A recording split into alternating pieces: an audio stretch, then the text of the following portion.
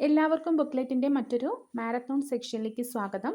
ഇന്ന് നമ്മൾ SCERT economics ആണ് ക്ലാസ് എടുക്കാൻ പോകുന്നത്. നമുക്ക് എല്ലാവരുടെയും ആവശ്യങ്ങളെ തൃപ്തിപ്പെടുത്തുവാനുള്ള വിഭവങ്ങളുണ്ട്. എന്നാൽ ഒരാളുടെ പോലും അത്യാഗ്രഹത്തെ നിറവേറ്റാനില്ലതാനും. ഈ ഒരു പ്രസ്താവന ഗാന്ധിജിയുടേതാണ്. നമുക്ക് എല്ലാവരുടെയും ആവശ്യങ്ങളെ തൃപ്തിപ്പെടുത്തുവാനുള്ള വിഭവങ്ങളുണ്ട്. എന്നാൽ ഒരാളുടെ പോലും അത്യാഗ്രഹത്തെ നിറവേറ്റാനില്ലതാനും. ഗാന്ധിജി. മനുഷ്യന്റെ ആവശ്യങ്ങൾ നിറവേറ്റുന്നതിനുള്ള സാധനങ്ങളും സേവനങ്ങളും നിർമ്മിക്കുന്ന പ്രക്രിയയാണ് ഉൽപാദനം. ഉൽപാദന ഫലമായിട്ട് ലഭിക്കുന്നതാണ് ഉൽപ്പന്നം. ഉൽപാദനത്തിന് സഹായിക്കുന്ന ഘടകങ്ങളെ പൊതുവായിട്ട് 4 തിരിക്കാം: ഭൂമി, തൊഴിൽ, മൂലധനം, സംഘാടനം. ഭൂമി ഉൽപാദന ഘടകം എന്ന നിലയിൽ വിശാലമായ അർത്ഥത്തിലാണ് ഭൂമി എന്ന പദം ഉപയോഗിച്ചിരിക്കുന്നത്. സാധനങ്ങളുടെ ഉൽപാദനത്തിന് ഉപയോഗിക്കുന്ന എല്ലാ പ്രകൃതി വിഭവങ്ങളും ഭൂമി എന്നതിൽ പെടും. ഭൗമോപരിതലത്തിലെയും ഭൗമാന്തരീക്ഷത്തിലെയും ഭൗമാന്തർഭാഗത്തെയും എല്ലാ പ്രകൃതി വിഭവങ്ങളും ഉൽപാദന ഘടകമായ ഭൂമി എന്നതിൽ പരിഗണിക്കും. ഭൂമി എന്ന ഉൽപാദന ഘടകത്തിൽ നിന്ന് ലഭിക്കുന്ന പ്രതിഫലമാണ് പാട്ടം. തൊഴിൽ ഏതൊരു ഉൽപ്പന്നത്തിൻ്റെയും ഉൽപാദനത്തിൽ സജീവമായി പ്രവർത്തിക്കുന്ന ഒരു ഘടകമാണ് തൊഴിൽ. തൊഴിലാളികൾ അവരുടെ അധ്വാനശേഷിയാണ് ഉൽപാദനത്തിനായിട്ട് ഉപയോഗിക്കുന്നത്. തൊഴിലിൽ തൊഴിലാളിക്ക് ലഭിക്കുന്ന പ്രതിഫലമാണ് കൂലി. മൂലധനം ഒരു ഉൽപ്പന്നം ഉൽപ്പാദിപ്പിക്കുന്നതിനും ഉൽപാദനത്തിന് ആവശ്യമായ അടിസ്ഥാന സൗകര്യങ്ങൾ ഒരുക്കുന്നതിനും ആവശ്യമായ ഒന്നാണ് മൂലധനം. ഒരു ഉൽപ്പന്നം ഉൽപ്പാദിപ്പിക്കുന്നതിന് ഫാക്ടറി സ്ഥാപിക്കുക, യന്ത്രങ്ങൾ വാങ്ങുക, തൊഴിലാളികൾക്ക് വേതനം നൽകുക, ഉൽപ്പന്ന നിർമ്മാണത്തിന് ആവശ്യമായ അസംസ്കൃത വസ്തുക്കൾ വാങ്ങുക തുടങ്ങിയ നിരവധി ആവശ്യങ്ങൾക്ക് മൂലധനം ആവശ്യമാണ്. മൂലധനത്തിന് പ്രതിഫലമായിട്ട് ലഭിക്കുന്നത് പലിശയാണ്. ഉൽപാദനത്തിന് ഉപയോഗിക്കുന്നതും കാണുവാനും സ്പർശിക്കുവാനും കഴിയുന്നതുമായ മനുഷ്യനിർമ്മിത വസ്തുക്കൾ മൂലധനം എന്നറിയപ്പെടുന്നു. ഇതിൽ യന്ത്രങ്ങൾ, വാഹനങ്ങൾ, കമ്പ്യൂട്ടർ എന്നിവയെല്ലാം ഉൾപ്പെടുന്നു. സംഘാടനം, ഓർഗനൈസേഷൻ. ഉൽപാദന ഘടകങ്ങളായ ഭൂമി, തൊഴിൽ, മൂലധനം എന്നിവയെ കൂട്ടിയോജിപ്പിക്കലാണ് സംഘാടനം. സംഘാടനം നടത്തുന്ന വ്യക്തി സംഘാടകൻ അഥവാ സംരംഭകൻ എന്നറിയപ്പെടുന്നു. ഒരു ഉൽപ്പന്നം ഉണ്ടാക്കുന്നതിന് സംഘാടകന്റെ പങ്ക് ഏറ്റവും വലുതാണ്. അതിന് അയാൾക്ക് ലഭിക്കുന്ന പ്രതിഫലമാണ് പ്രോഫിറ്റ് അഥവാ ലാഭം. അതായത് ഭൂമി, തൊഴിൽ, മൂലധനം ഇവയെല്ലാം ഉപയോഗിച്ച് സംഘാടനത്തിലൂടെ സംരംഭകൻ ഒരു ഉൽപാദനം നടത്തുകയും ഒരു ഉൽപ്പന്നത്തെ ഉണ്ടാക്കിയെടുക്കുകയും ചെയ്യുന്നു. പ്രകൃതി വിഭവങ്ങൾ നേരിട്ട് പ്രയോജനപ്പെടുത്തി നടത്തുന്ന പ്രവർത്തനങ്ങളെയാണ് പ്രാഥമിക മേഖലയിൽ ഉൾപ്പെടുന്ന പ്രവർത്തനങ്ങൾ എന്ന് പറയുന്നത്. അതായത് കൃഷിക്ക് കൂടുതൽ പ്രാതിനിധ്യമുള്ളതുകൊണ്ടാണ് ഇതിന് കാർഷിക മേഖല എന്നുകൂടി അറിയപ്പെടുന്നത്. പ്രാഥമിക മേഖലയിലെ ഉൽപ്പന്നങ്ങൾ അസംസ്കൃത വസ്തുവായിട്ട് ഉപയോഗിച്ച് പുതിയ ഉൽപ്പന്നങ്ങൾ ഉണ്ടാക്കുന്ന പ്രവർത്തനം നടക്കുന്ന മേഖലയാണ് ദ്വിതീയ മേഖല. വ്യവസായത്തിന് പ്രാധാന്യമുള്ളതാണ് ഈ മേഖല. അതുകൊണ്ട് തന്നെ വ്യാവസായിക മേഖല എന്നും അറിയപ്പെടുന്നുണ്ട്. പ്രാഥമിക, ദ്വിതീയ മേഖലകളിലെ ഉൽപ്പന്നങ്ങൾ സംഭരിക്കുന്നതിനും വിതരണം ചെയ്യുന്നതിനും സേവന മേഖലയിലെ പ്രവർത്തനങ്ങളാണ്. ഇവയ്ക്ക് പുറമെ സേവന മേഖലയിൽ വിദ്യാഭ്യാസം, ഗതാഗതം, ബാങ്കിംഗ്, IT തുടങ്ങിയവയും ഉൾപ്പെടുന്നുണ്ട്. സേവന പ്രവർത്തനങ്ങൾ എല്ലാം ചേർന്നതാണ് തൃതീയ മേഖല. ഇത് സേവന മേഖല എന്നും അറിയപ്പെടുന്നു. പ്രാഥമിക മേഖലയിൽ ഉൾപ്പെടുന്നതാണ് കൃഷിയും അനുബന്ധ പ്രവർത്തനങ്ങളും, വനപരിപാലനം, മത്സ്യബന്ധനം, ഖനനം. കൃഷിയും അനുബന്ധ പ്രവർത്തനങ്ങളും, വനപരിപാലനം, മത്സ്യബന്ധനം, ഖനനം. ദ്വിതീയ മേഖലയിൽ വരുന്നതാണ് വ്യവസായം, വൈദ്യുതി ഉൽപാദനം, കെട്ടിട നിർമ്മാണം. വ്യവസായം, വൈദ്യുതി ഉൽപാദനം, കെട്ടിട നിർമ്മാണം. തൃതീയ മേഖലയിൽ ഉൾപ്പെടുന്നതാണ് വ്യാപാരം, ഗതാഗതം, ഹോട്ടൽ, വാർത്താവിനിമയം, സംഭരണം, banking, insurance, business, real estate, സാമൂഹ്യ സേവന പ്രവർത്തനങ്ങൾ. തൃതീയ മേഖലയിൽ വ്യാപാരം, ഗതാഗതം, ഹോട്ടൽ, വാർത്താവിനിമയം, സംഭരണം, banking, insurance, business, real estate, സാമൂഹ്യ സേവന പ്രവർത്തനങ്ങൾ. സെൻട്രൽ സ്റ്റാറ്റിസ്റ്റിക്കൽ ഓഫീസ് CSO കേന്ദ്ര സ്ഥിതിവിവര പദ്ധതി നിർവഹണ മന്ത്രാലയത്തിൻ്റെ കീഴിൽ പ്രവർത്തിക്കുന്ന സ്ഥാപനമാണ്. ചുമതലകൾ സ്ഥിതിവിവര കണക്കുകളുടെ സംയോജനവും വിശകലനവും നടത്തുന്നു. എല്ലാ മേഖലകളിലെയും സ്ഥിതിവിവര കണക്കുകൾ ശേഖരിച്ച് ആസൂത്രണ പ്രവർത്തനങ്ങൾക്ക് ഉപയോഗിക്കുന്ന തരത്തിൽ ചിട്ടപ്പെടുത്തുന്നു. സ്ഥിതിവിവര കണക്കുകൾ പ്രയോജനപ്പെടുത്തി ദേശീയ വരുമാനം കണ്ടെത്തുന്നു. ദേശീയ വരുമാനം കണ്ടെത്തുന്നത് സെൻട്രൽ സ്റ്റാറ്റിസ്റ്റിക്കൽ ഓഫീസാണ്, CSO. ദാരിദ്ര്യം അഥവാ പോവേർട്ടി. ആസൂത്രണ കമ്മീഷന്റെ ശുപാർശ പ്രകാരം നഗരപ്രദേശങ്ങളിൽ 2100 കലോറിയിൽ താഴെ പോഷകാഹാരം ലഭിക്കുന്നവരും ഗ്രാമപ്രദേശങ്ങളിൽ 2400 കലോറിയിൽ താഴെ പോഷകാഹാരം ലഭിക്കുന്നവരും ദാരിദ്ര്യം അനുഭവിക്കുന്നവരാണ്. 2011 മുതൽ 12 സാമ്പത്തിക സർവേ പ്രകാരം ഇന്ത്യയുടെ ദാരിദ്ര്യം 29.8%. 2011-12 സാമ്പത്തിക സർവേ പ്രകാരം ഇന്ത്യയുടെ ദാരിദ്ര്യം 29.8%. ഏറ്റവും കൂടുതൽ ദാരിദ്ര്യമുള്ളത് ബീഹാറിലാണ്, 53.5%. ഏറ്റവും കൂടുതൽ ദാരിദ്ര്യമുള്ളത് ബീഹാറിലാണ്, 53.5%. ഏറ്റവും കുറവ് ഹിമാചൽ പ്രദേശിലാണ്, 9.5%. കേരളത്തിൽ 12%. 2011-12 സർവേ പ്രകാരം. നിങ്ങൾക്കുള്ള ചോദ്യം: കേരളത്തെ അതിദരിദ്ര വിമുക്ത സംസ്ഥാനമാക്കി പ്രഖ്യാപിച്ച തീയതി കമന്റ് ചെയ്യുക. ഭക്ഷ്യ സ്വയം പര്യാപ്തത, സെൽഫ് സഫിഷ്യൻസി ഇൻ ഫുഡ്. ഒരു രാജ്യത്തിന് ആവശ്യമായ ഭക്ഷ്യവസ്തുക്കൾ ആ രാജ്യത്തു തന്നെ ഉൽപ്പാദിപ്പിക്കുവാൻ കഴിയുന്നുവെങ്കിൽ ആ രാജ്യം ഭക്ഷ്യോൽപാദനത്തിൽ സ്വയം പര്യാപ്തമാണെന്ന് പറയാം. ഇന്ത്യയിലെ ദാരിദ്ര്യ നിർമ്മാർജ്ജന പ്രവർത്തനങ്ങൾ. സർക്കാർ പദ്ധതികളാണ് അന്നപൂർണ, അന്ത്യോദയ അന്ന യോജന, മഹാത്മാഗാന്ധി ഗ്രാമീണ തൊഴിലുറപ്പ് പദ്ധതി, സ്വർണ ജയന്തി ഷഹാരി റോസ്ഗാർ യോജന, സംയോജിത ശിശുവികസന പരിപാടി, സ്കൂൾ ഉച്ചഭക്ഷണ പരിപാടി, ദേശീയ ഗ്രാമീണ ഉപജീവന ദൗത്യം. സ്വർണ ജയന്തി ഷഹാരി റോസ്ഗാർ യോജന നഗരങ്ങളിലെ തൊഴിൽ രഹിതർക്ക് പ്രയോജനം, സ്വയം തൊഴിൽ പ്രോത്സാഹിപ്പിക്കുന്നു. അന്നപൂർണ സ്വന്തമായി വരുമാനമില്ലാത്ത 65 വയസ്സിനുമേൽ പ്രായമുള്ളവർക്കാണ് പ്രയോജനം. അന്നപൂർണ സ്വന്തമായിട്ട് വരുമാനമില്ലാത്ത 65 വയസ്സിനുമേൽ പ്രായമുള്ളവർക്കാണ് പ്രയോജനം. മാസം 10 കിലോ അരി സൗജന്യമായി റേഷൻ കടയിലൂടെ നൽകുന്നു.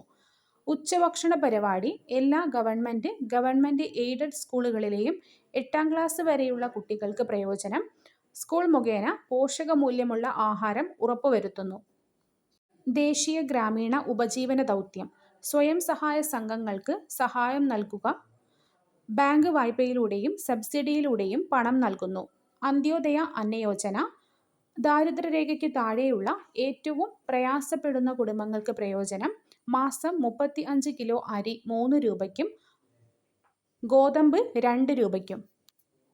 സംയോജിത ശിശുവികസന പരിപാടി അംഗനവാടികൾ മുഖേനയാണ് നടപ്പിലാക്കുന്നത്. 6 വയസ്സിന് താഴെയുള്ള കുട്ടികൾ, ഗർഭിണികൾ, മുലയൂട്ടുന്ന അമ്മമാർ എന്നിവർക്കാണ് ഗുണം. നിശ്ചിത അളവിൽ പോഷകാഹാരം ലഭ്യമാക്കുന്നു.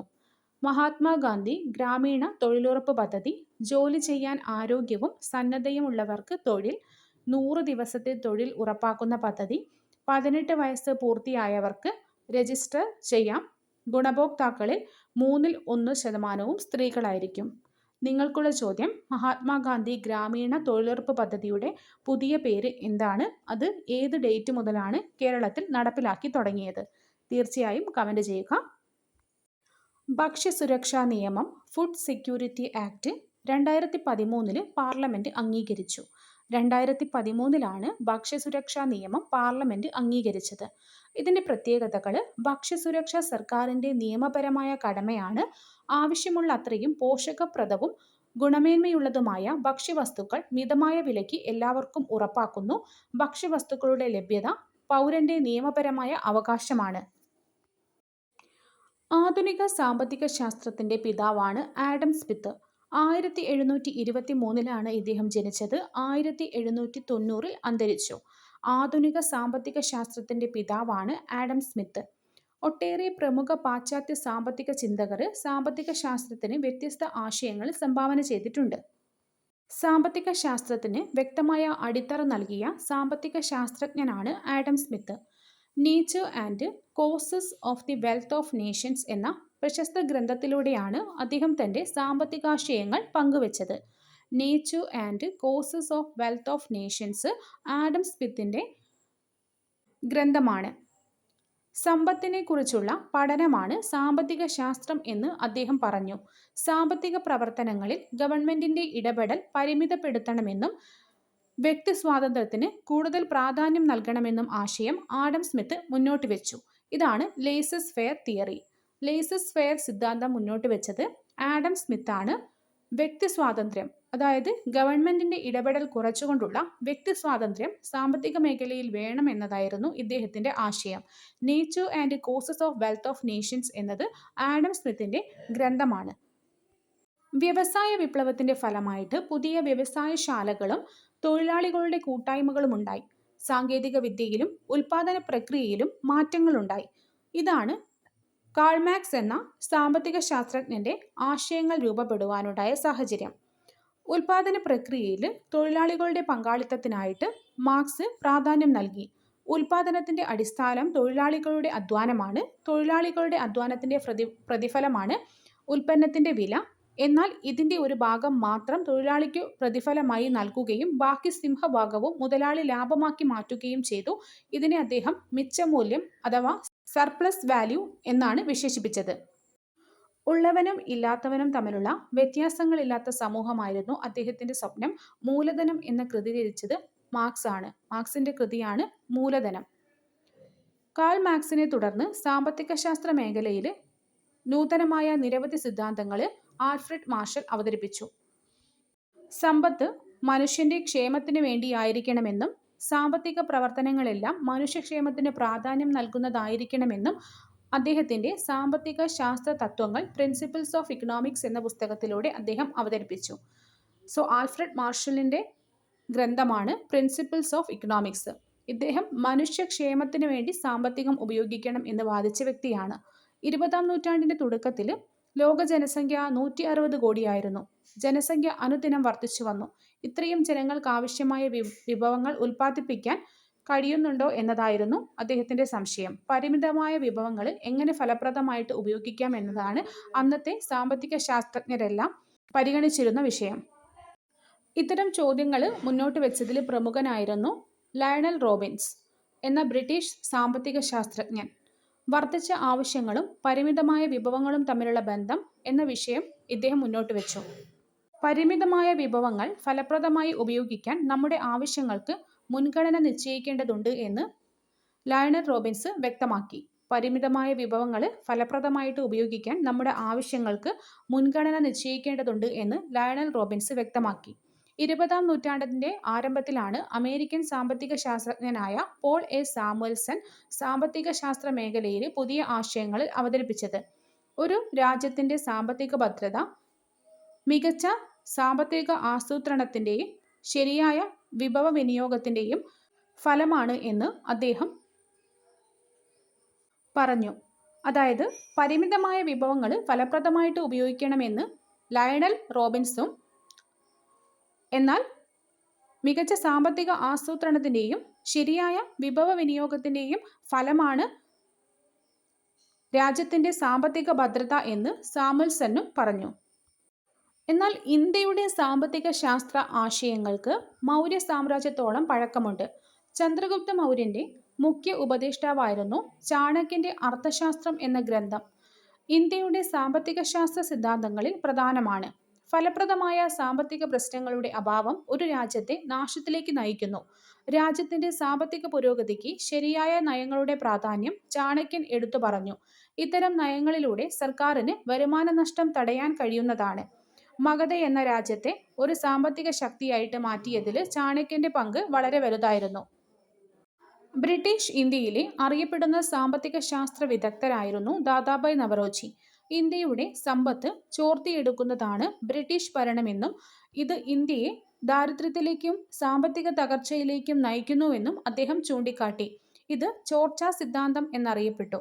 സമ്പത്തിന്റെ ചോർച്ചയ്ക്കുള്ള പ്രധാന കാരണങ്ങൾ ഇന്ത്യയിൽ ജോലി ചെയ്തിരുന്ന ബ്രിട്ടീഷ് ഉദ്യോഗസ്ഥർക്ക് ഉയർന്ന ശമ്പളം നൽകൽ, ഇന്ത്യയിലെ അസംസ്കൃത വസ്തുക്കൾ തുച്ഛമായ വിലയ്ക്ക് ശേഖരിച്ച് അതുകൊണ്ടുണ്ടാക്കിയ ഉൽപ്പന്നങ്ങൾ വലിയ വിലയിൽ ഇന്ത്യൻ കമ്പോളങ്ങളിൽ വിറ്റഴിച്ചത് എന്നിവയായിരുന്നു. ഗാന്ധിജിയും സാമ്പത്തിക ശാസ്ത്രവും ഗാന്ധിജിയുടെ ഒരു കോട്ടാണ് ഇവിടെ നൽകിയിരിക്കുന്നത്.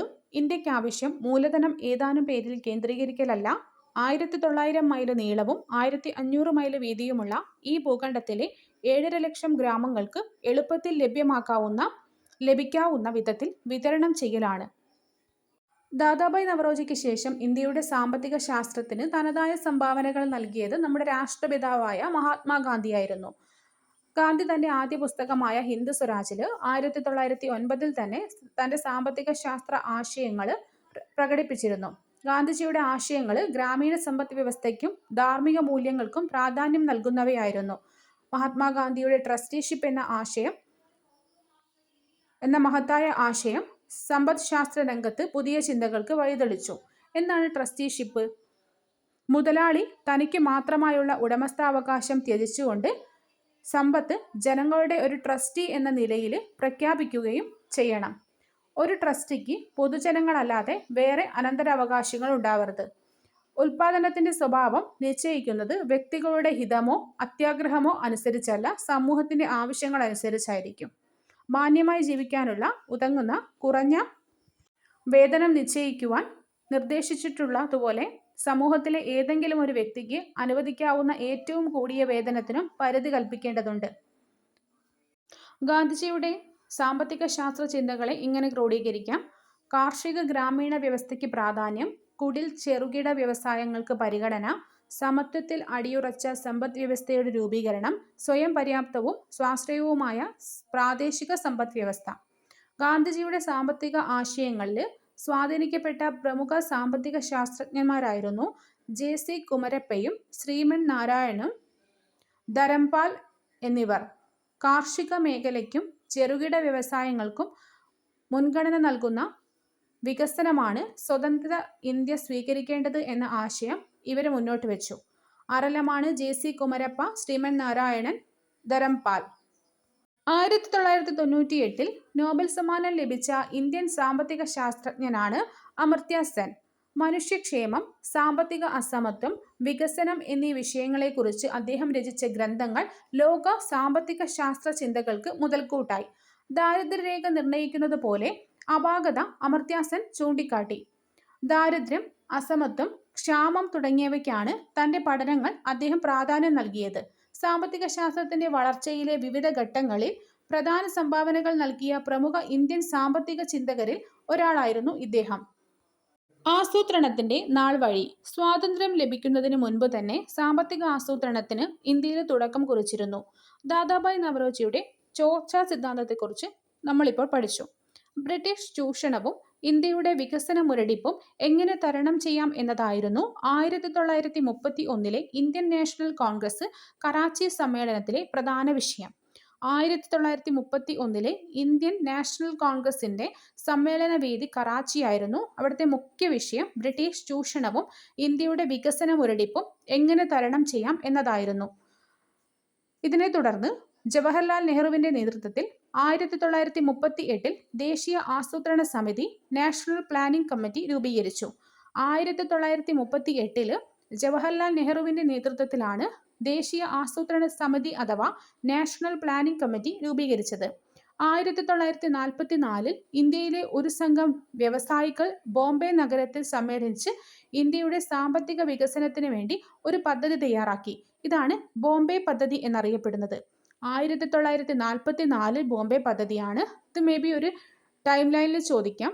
1931 കറാച്ചി ഇന്ത്യൻ നാഷണൽ കോൺഗ്രസിന്റെ സമ്മേളനം. അവിടെയാണ് ആദ്യമായിട്ട് ബ്രിട്ടീഷ് ചൂഷണവും ഇന്ത്യയുടെ വികസന മുരടിപ്പും എങ്ങനെ തരണം ചെയ്യാമെന്ന് ചർച്ച ചെയ്തത്. അതിനുശേഷം 1938 ജവഹർലാൽ നെഹ്റുവിന്റെ നേതൃത്വത്തിൽ ദേശീയ ആസൂത്രണ സമിതിയും 1944 ബോംബെ പ്ലാനും. പ്രമുഖ സാമൂഹ്യ പ്രവർത്തകനായ എം.എൻ. റോയ് ആവിഷ്കരിച്ച ജനകീയ പദ്ധതിയും ഇന്ത്യയുടെ ആസൂത്രണ ആശയങ്ങൾക്ക് കരുത്തേകി. People's plan M N. റോയ് ആവിഷ്കരിച്ച ജനകീയ പദ്ധതിയാണ്. People's plan, എം.എൻ. റോയ്. 1948 സ്വതന്ത്ര ഭാരതത്തിൽ ആദ്യമായി വ്യാവസായിക നയം രൂപീകരിച്ചത് ആസൂത്രണത്തിലൂടെ ഇന്ത്യയുടെ വികസനം എന്ന ലക്ഷ്യത്തിന് കരുത്തേകി. 1948 ആദ്യമായിട്ട് വ്യാവസായിക നയം രൂപീകരിച്ചത്.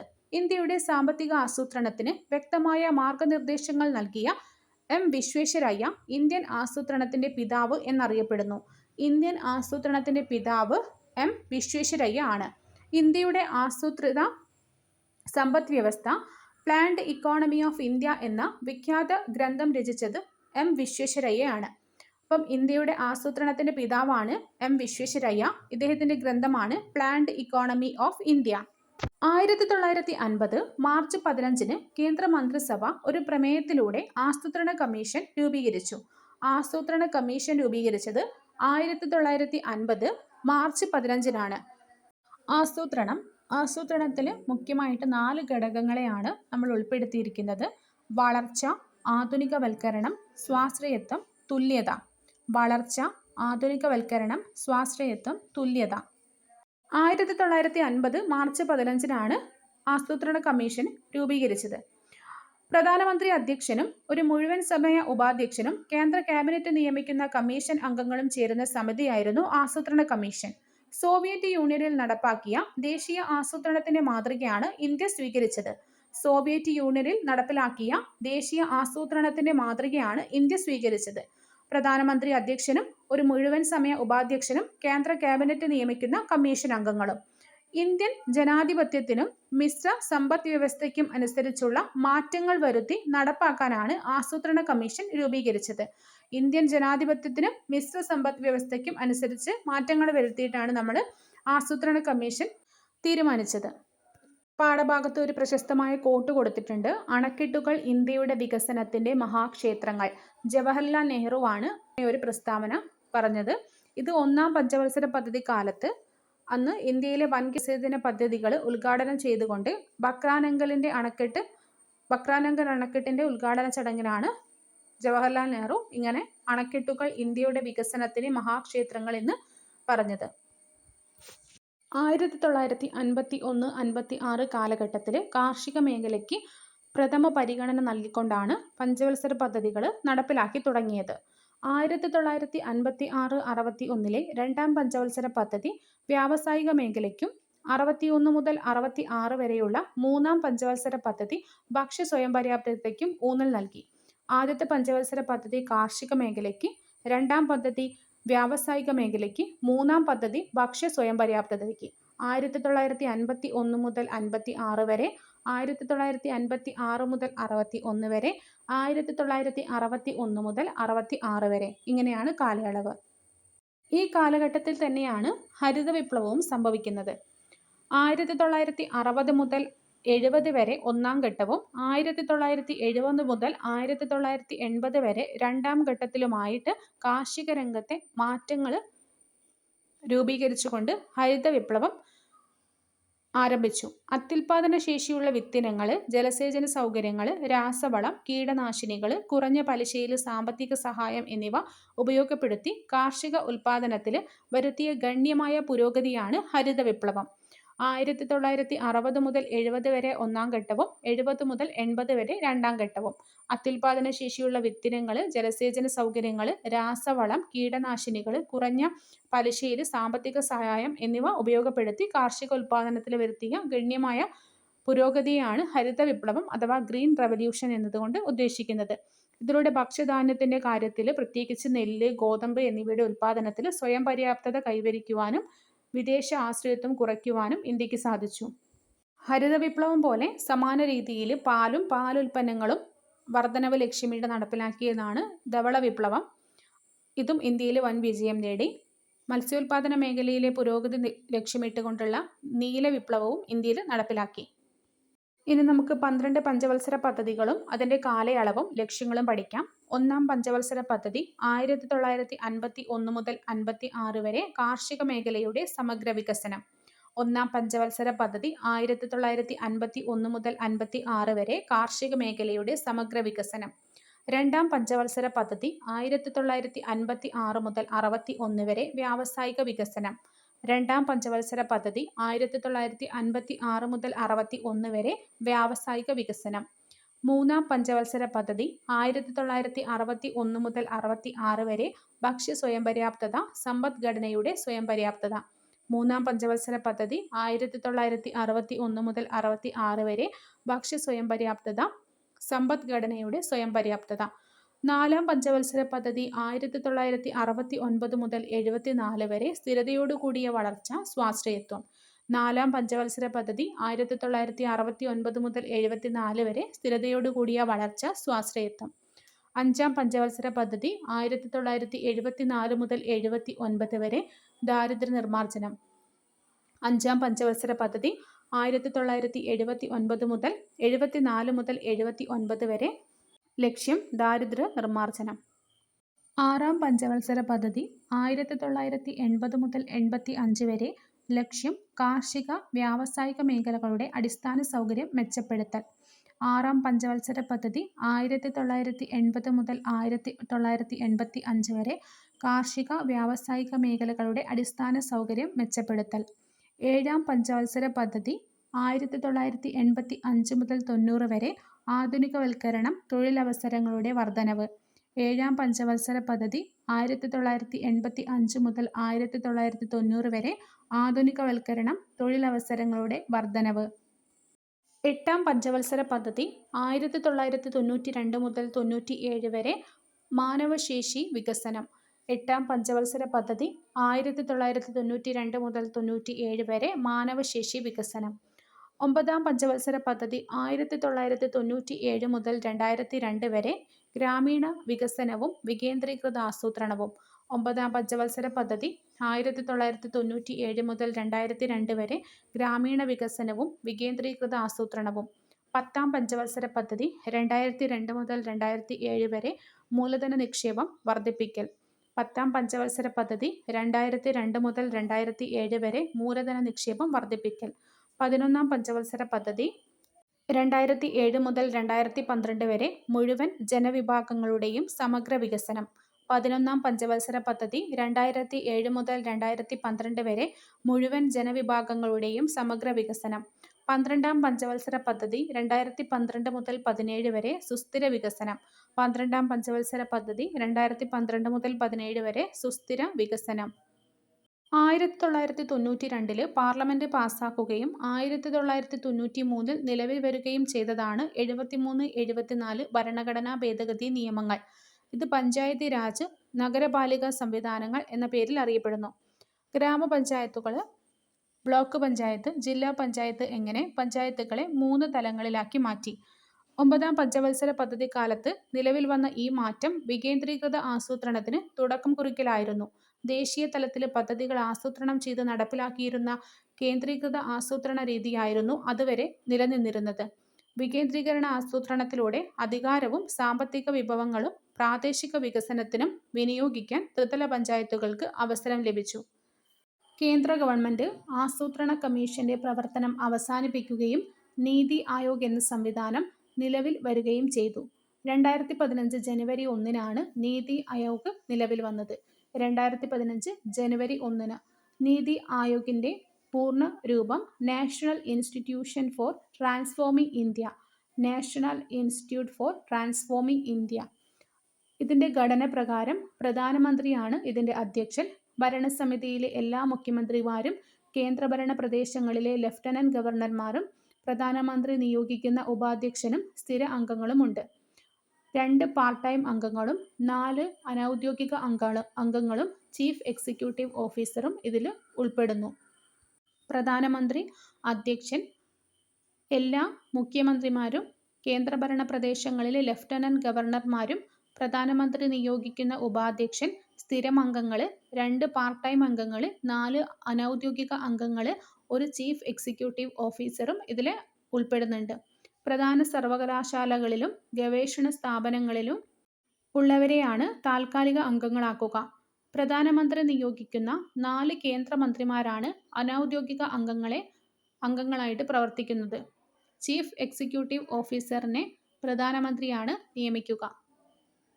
നീതി ആയോഗിന്റെ ലക്ഷ്യങ്ങൾ: വ്യവസായ, സേവന മേഖലകളിലെ സർക്കാർ പങ്കാളിത്തം കുറയ്ക്കുക, കാർഷിക മേഖലയെ മിശ്ര കാർഷിക ഉൽപ്പാദനത്തിലൂടെ പുരോഗതിയിലെത്തിക്കുക, പ്രബല മധ്യവർഗത്തെ സുസ്ഥിര സാമ്പത്തിക വളർച്ച നേടാൻ പ്രയോജനപ്പെടുത്തുക, പ്രവാസി ഇന്ത്യക്കാരുടെ സേവനം സാമ്പത്തിക സാങ്കേതിക വളർച്ചയ്ക്ക് ഉപയുക്തമാക്കുക, ആധുനിക സാങ്കേതിക വിദ്യയുടെ സഹായത്തോടെ നഗരങ്ങളെ സുരക്ഷിത ആവാസ കേന്ദ്രങ്ങളാക്കി മാറ്റുക, ആഗോള മാറ്റങ്ങളുടെയും വിപണി ശക്തിയുടെയും ഇടപെടലുകൾ നേരിടാൻ രാജ്യത്തെ പ്രാപ്തമാക്കുക. ദേശീയ വരുമാനം. ഒരു കുടുംബത്തിന് ഒരു വർഷം വിവിധ മാർഗങ്ങളിലൂടെ ലഭിക്കുന്ന വരുമാനത്തെയാണ് ആ കുടുംബത്തിന്റെ വാർഷിക വരുമാനം എന്ന് പറയുന്നത്. ഒരു രാജ്യത്തിന്റെ ഒരു വർഷത്തെ മൊത്തം വരുമാനമാണ് ദേശീയ വരുമാനമായിട്ട് കണക്കാക്കുന്നത്. ഒരു രാജ്യത്ത് ഒരു വർഷം ഉൽപ്പാദിപ്പിക്കുന്ന സാധനങ്ങളുടെയും സേവനങ്ങളുടെയും ഭാഗമായി ലഭിക്കുന്ന വരുമാനത്തെയാണ് രാജ്യത്തെ ദേശീയ വരുമാനം എന്ന് പറയുന്നത്. ഇത് പ്രധാനമായും 3 മേഖലകളിൽ നിന്നാണ് ലഭിക്കുന്നത്. കാർഷിക മേഖല, വ്യവസായ മേഖല, സേവന മേഖല. ഈ 3 മേഖലകളിൽ നിന്നുമുള്ള ആകെ വരുമാനം കൂട്ടിയെടുത്താൽ ദേശീയ വരുമാനം ലഭിക്കും. ഒരു വർഷം ഉൽപ്പാദിപ്പിക്കുന്ന സാധനങ്ങളുടെയും സേവനങ്ങളുടെയും ആകെ മൂല്യം പണത്തിൽ കണക്കാക്കുമ്പോൾ ലഭിക്കുന്നത് ആ രാജ്യത്തിന്റെ ദേശീയ വരുമാനമാണ്.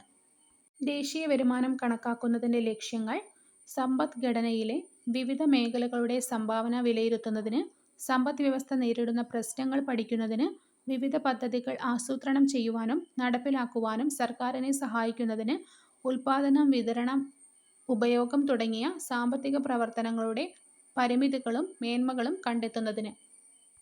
മൊത്ത ദേശീയ ഉൽപ്പന്നം, ഗ്രോസ് നാഷണൽ പ്രൊഡക്റ്റ് (GNP). മൊത്ത ദേശീയ ഉൽപ്പന്നം എന്നത് ദേശീയ വരുമാനത്തിന്റെ ഒരു പ്രധാന ആശയമാണ്. രാജ്യത്ത് ഉൽപ്പാദിപ്പിക്കുന്ന അന്തിമ ഉൽപ്പന്നങ്ങളുടെയും സേവനങ്ങളുടെയും, അതായത് ഫൈനൽ ഗുഡ്സ് ആൻഡ് സർവീസിന്റെ അടിസ്ഥാനത്തിലാണ് മൊത്ത ദേശീയ ഉൽപ്പന്നം കണക്കാക്കുന്നത്. ഉപഭോഗത്തിനായി ലഭ്യമാകുന്ന ഉൽപ്പന്നമാണ് അന്തിമ ഉൽപ്പന്നം. ഉദാഹരണമായിട്ട് തുണി, നൂല്, ബട്ടൺസ് എന്നീ അസംസ്കൃത വസ്തുക്കൾ ഉപയോഗിച്ച് ഷർട്ട് നിർമ്മിക്കുന്നു. ഇവിടെ ഉപഭോഗത്തിനായിട്ടുള്ള ഷർട്ടാണ് അന്തിമ ഉൽപ്പന്നം. അന്തിമ ഉൽപ്പന്നങ്ങളുടെ പണമൂല്യമാണ് മൊത്ത ദേശീയ ഉൽപ്പന്നം കണക്കാക്കുമ്പോൾ സ്വീകരിക്കുക. ഇവിടെ ഷർട്ടിന്റെ മൂല്യത്തിൽ അസംസ്കൃത വസ്തുക്കളുടെ എല്ലാം മൂല്യം ഉൾപ്പെടുന്നു. ഉൽപ്പാദിപ്പിക്കപ്പെടുന്ന അന്തിമ സാധനങ്ങളുടെയും സേവനങ്ങളുടെയും പണമൂല്യമാണ് മൊത്ത ദേശീയ ഉൽപ്പന്നം. ഒരു സാമ്പത്തിക വർഷത്തേക്കാണ് മൊത്ത ദേശീയ ഉൽപ്പന്നം (GNP) കണക്കാക്കുന്നത്. ഇന്ത്യയിൽ ഏപ്രിൽ 1 മുതൽ മാർച്ച് 31 വരെയാണ് ഒരു സാമ്പത്തിക വർഷം. മൊത്ത ആഭ്യന്തര ഉൽപ്പന്നം, ഗ്രോസ് ഡൊമസ്റ്റിക് പ്രൊഡക്റ്റ് (GDP). മേഖലകൾ തിരിച്ചുള്ള സാമ്പത്തിക വിശകലനത്തിന് ദേശീയ വരുമാനത്തിന്റെ ഏറ്റവും ഉചിതമായ ആശയമാണ് മൊത്ത ആഭ്യന്തര ഉൽപ്പന്നം അഥവാ GDP. ഒരു സാമ്പത്തിക വർഷത്തിൽ രാജ്യത്തിന്റെ ആഭ്യന്തര അതിർത്തിക്കുള്ളിൽ ഉൽപ്പാദിപ്പിക്കപ്പെടുന്ന സാധനങ്ങളുടെയും സേവനങ്ങളുടെയും ആകെ പണമൂല്യമാണ് മൊത്ത ആഭ്യന്തര ഉൽപ്പന്നം. വിദേശത്ത് ജോലി ചെയ്യുന്ന വ്യക്തികളുടെ വരുമാനം, വിദേശ രാജ്യങ്ങളിൽ പ്രവർത്തിക്കുന്ന സ്ഥാപനങ്ങളുടെയും സംരംഭങ്ങളുടെയും ലാഭം തുടങ്ങിയവ ഇതിൽ ഉൾപ്പെടുന്നില്ല. ഉദാഹരണത്തിന്, ഒരു ഇന്ത്യൻ സ്ഥാപനം അമേരിക്കയിൽ പ്രവർത്തിക്കുന്നു എന്നിരിക്കട്ടെ, സ്ഥാപനത്തിന്റെ ലാഭം അമേരിക്കയുടെ GDPയിലാണ് ഉൾപ്പെടുത്തുക. ഇന്ത്യയിൽ മൊത്ത ആഭ്യന്തര ഉൽപ്പന്നം കണക്കാക്കുമ്പോൾ ഇത്തരം വരുമാനങ്ങൾ ഒഴിവാക്കുന്നു. അതായത് ഇന്ത്യയുടെ ഡൊമസ്റ്റിക് ടെറിട്ടറിക്കുള്ളിലുള്ള വരുമാനങ്ങളാണ്. അതിൽ വിദേശ വ്യക്തികളുടെ വരുമാനം ഉൾപ്പെടും, അവർ ഇന്ത്യയുടെ അകത്ത് നിന്നാണ് ജോലി ചെയ്യുന്നതെങ്കിൽ. എന്നാൽ അമേരിക്കയിൽ പ്രവർത്തിക്കുന്ന ഒരു ഇന്ത്യൻ സ്ഥാപനത്തിന്റെ വരുമാനം ഇതിൽ ഉൾപ്പെടുന്നില്ല. അത് GNPയിലാണ് ഉൾപ്പെടുന്നത്. അറ്റ ദേശീയ ഉൽപ്പന്നം അഥവാ നെറ്റ് നാഷണൽ പ്രൊഡക്റ്റ് (NNP).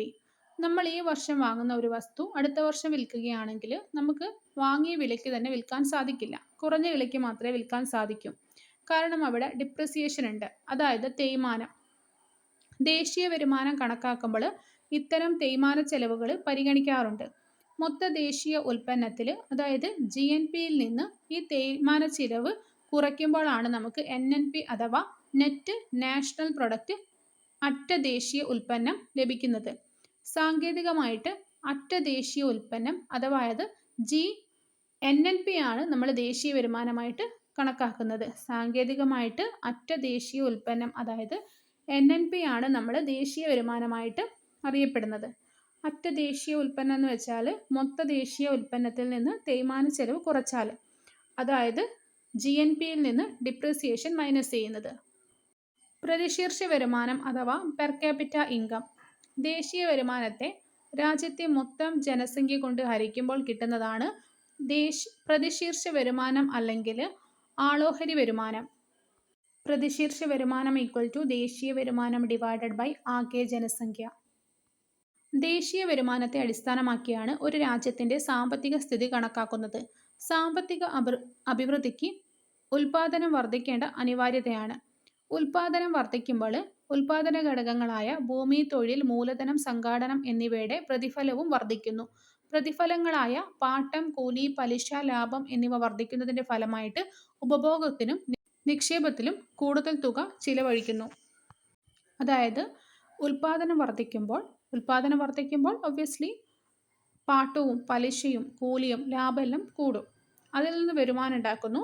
ആ വരുമാനം നമ്മൾ വീണ്ടും ചെലവഴിക്കുമ്പോൾ നമ്മൾ വീണ്ടും സാധനങ്ങളും സേവനങ്ങളും കൺസ്യൂം ചെയ്യാണ്. അപ്പോൾ വീണ്ടും എന്താണ്? ഉൽപാദനം കൂടും. ഉൽപാദനം, വരുമാനം, ചെലവ് എന്നിവ പരസ്പരം ബന്ധപ്പെട്ടിരിക്കുന്നു. ദേശീയ വരുമാനം കണക്കാക്കുന്നതിന് 3 രീതികളാണുള്ളത്: ഉൽപാദന രീതി, വരുമാന രീതി, ചെലവു രീതി. ഉൽപാദന രീതി അഥവാ പ്രൊഡക്റ്റ് മെത്തേഡ് പ്രാഥമിക, ദ്വിതീയ, തൃതീയ മേഖലകളിൽ ഉൽപ്പാദിപ്പിക്കപ്പെടുന്ന സാധനങ്ങളുടെയും സേവനങ്ങളുടെയും ആകെ പണമൂല്യം കണ്ടെത്തി ദേശീയ വരുമാനം കണക്കാക്കുന്ന രീതിയാണ് ഉൽപാദന രീതി. പ്രാഥമിക, ദ്വിതീയ, തൃതീയ മേഖലകളിൽ ഉൽപ്പാദിപ്പിക്കപ്പെടുന്ന സാധനങ്ങളുടെയും സേവനങ്ങളുടെയും ആകെ പണമൂല്യം കണ്ടെത്തുകയാണ് ചെയ്യുന്നത്. ദേശീയ വരുമാനത്തിൽ വിവിധ മേഖലകളുടെ പങ്കാളിത്തം എത്രത്തോളം ഉണ്ടെന്ന്, ഏത് മേഖലയിലാണ് കൂടുതൽ സംഭാവന ചെയ്യപ്പെടുന്നത് എന്നും വിലയിരുത്താൻ ഉൽപാദന രീതി സഹായിക്കുന്നു. വരുമാന രീതി അഥവാ ഇൻകം മെത്തേഡ് ഉൽപാദന ഘടകങ്ങൾക്ക് ലഭിക്കുന്ന പ്രതിഫലമാണ് വരുമാനം. ഉൽപാദന ഘടകങ്ങളിൽ നിന്ന് ലഭിക്കുന്ന പാട്ടം, വേതനം, പലിശ, ലാഭം എന്നിവയുടെ അടിസ്ഥാനത്തിൽ ദേശീയ വരുമാനം കണക്കാക്കുന്ന സമ്പ്രദായമാണ് വരുമാന രീതി. ഓരോ ഉൽപാദന ഘടകത്തിൻ്റെയും ദേശീയ വരുമാനത്തിലുള്ള സംഭാവന തിരിച്ചറിഞ്ഞ് അറിയാൻ ഈ രീതി നമ്മളെ സഹായിക്കുന്നുണ്ട്. ചെലവു രീതി ഒരു വർഷത്തിൽ വ്യക്തികളും സ്ഥാപനങ്ങളും സർക്കാരും ആകെ ചിലവഴിക്കുന്ന തുക കണ്ടെത്തുക വഴി ദേശീയ വരുമാനം കണക്കാക്കാറുണ്ട്. സാമ്പത്തിക ശാസ്ത്രത്തിൽ സാധനങ്ങളും സേവനങ്ങളും വാങ്ങുന്ന ചെലവിനോടൊപ്പം നിക്ഷേപവും ചെലവായിട്ടാണ് കണക്കാക്കുന്നത്. നിക്ഷേപവും ചെലവാണ്. ഉപഭോഗ ചെലവ്, നിക്ഷേപ ചെലവ്, സർക്കാർ ചെലവുകൾ ഇതിൻ്റെ ആകെക്കൂടി തുകയാണ് ആകെ ചെലവ്. ഇന്ത്യയിൽ ദേശീയ വരുമാനം കണക്കാക്കുന്നതിനുള്ള പ്രയാസങ്ങൾ. ഇന്ത്യയിൽ ദേശീയ വരുമാനം കണക്കാക്കുന്നതിനുള്ള സർക്കാർ ഏജൻസി സെൻട്രൽ സ്റ്റാറ്റിസ്റ്റിക്കൽ ഓഫീസാണ്, CSO. മുഖ്യമായും സർക്കാരിൻ്റെ ആസൂത്രണ വികസന പ്രവർത്തനങ്ങൾക്കു വേണ്ടിയാണ് CSO കണക്കെടുപ്പ് നടത്തുന്നത്. ജനങ്ങൾ ഏർപ്പെട്ടിരിക്കുന്ന തൊഴിലുകളുടെയും തൊഴിൽ മേഖലകളുടെയും സ്ഥിതി മനസ്സിലാക്കാൻ CSOയുടെ ദേശീയ വരുമാന കണക്കുകൾ സഹായിക്കുന്നു. ഉൽപാദന രീതി, വരുമാന രീതി, ചെലവു രീതി എന്നീ 3 രീതികൾ ഇന്ത്യയിൽ ദേശീയ വരുമാനം കണക്കാക്കാറുണ്ട്. ദേശീയ വരുമാനം കണക്കാക്കുന്നത് രാജ്യത്തിൻ്റെ സാമ്പത്തിക സ്ഥിതി മനസ്സിലാക്കാനാണെങ്കിലും ഈ ശ്രമകരമായ കാര്യത്തിന് ഒട്ടേറെ പ്രായോഗികവും ആശയപരവുമായ പ്രശ്നങ്ങളുണ്ട്. സാമ്പത്തിക വളർച്ച, ഇക്കണോമിക് ഗ്രോത്ത് ഒരു സമ്പദ് വ്യവസ്ഥയിലെ സാധനങ്ങളുടെയും സേവനങ്ങളുടെയും ഉൽപ്പാദനത്തിലുണ്ടാകുന്ന വർധനവിനെയാണ് സാമ്പത്തിക വളർച്ച എന്നതുകൊണ്ട് അർത്ഥമാക്കുന്നത്. സാധനങ്ങളുടെയും സേവനങ്ങളുടെയും അളവ് വർദ്ധിക്കുക എന്നാൽ രാജ്യത്തിൻ്റെ ദേശീയ വരുമാനം വർദ്ധിക്കുന്നു എന്നാണ് അർത്ഥം. ചുരുക്കത്തിൽ ഒരു രാജ്യത്തിൻ്റെ ആകെ ഉൽപ്പാദനത്തിൽ മുൻവർഷത്തെ അപേക്ഷിച്ച് ഉണ്ടാകുന്ന വർധനവാണ് സാമ്പത്തിക വളർച്ച. ഒരു രാജ്യത്തിൻ്റെ ആകെ ഉൽപ്പാദനത്തിൽ മുൻവർഷത്തെ അപേക്ഷിച്ച് ഉണ്ടാകുന്ന വർധനവാണ് സാമ്പത്തിക വളർച്ച. സാമ്പത്തിക വളർച്ചയുടെ ഘടകങ്ങൾ: കാർഷിക ഉൽപ്പാദനം കൂടും, വാങ്ങൽ ശേഷി കൂടും, സേവന മേഖല വളരുന്നു, വ്യാവസായിക ഉൽപ്പാദനം കൂടുന്നു. ഇവയെല്ലാം കൂടിയാൽ അത് സാമ്പത്തിക വളർച്ചയിലേക്കാണ് ഒരു രാജ്യത്തെ എത്തിക്കുന്നത്. ദേശീയ വരുമാനത്തിൽ ഉണ്ടാകുന്ന വർധനവിനെ അടിസ്ഥാനമാക്കിയാണ് സാമ്പത്തിക വളർച്ച കണക്കാക്കുന്നത്. മുൻ വർഷത്തെ അപേക്ഷിച്ച് നടപ്പ് വർഷം ദേശീയ വരുമാനത്തിൽ ഉണ്ടാകുന്ന വർധനവിൻ്റെ നിരക്കാണ് സാമ്പത്തിക വളർച്ചാ നിരക്ക്. സാമ്പത്തിക വികസനം അഥവാ ഇക്കണോമിക് ഡെവലപ്മെന്റ് സാമ്പത്തിക വളർച്ച ഉണ്ടാകുന്നത് കൊണ്ട് മാത്രം ജനങ്ങളുടെ ജീവിത ഗുണനിലവാരം മെച്ചപ്പെട്ടു എന്ന് അവകാശപ്പെടാൻ കഴിയില്ല. ജീവിത ഗുണനിലവാരം മെച്ചപ്പെടണമെങ്കിൽ ഉയർന്ന ദേശീയ വരുമാനത്തോടൊപ്പം മറ്റനവധി ജീവിത സാഹചര്യങ്ങൾ കൂടി ലഭ്യമാക്കണം. ഉദാഹരണത്തിന് പോഷകാഹാര ലഭ്യത, ആരോഗ്യ സംരക്ഷണ സംവിധാനങ്ങളുടെ ലഭ്യത, മികച്ച വിദ്യാഭ്യാസ സൗകര്യങ്ങൾ, ശുദ്ധജല ലഭ്യത എന്നിവ ഇതിൽപ്പെടുന്നു.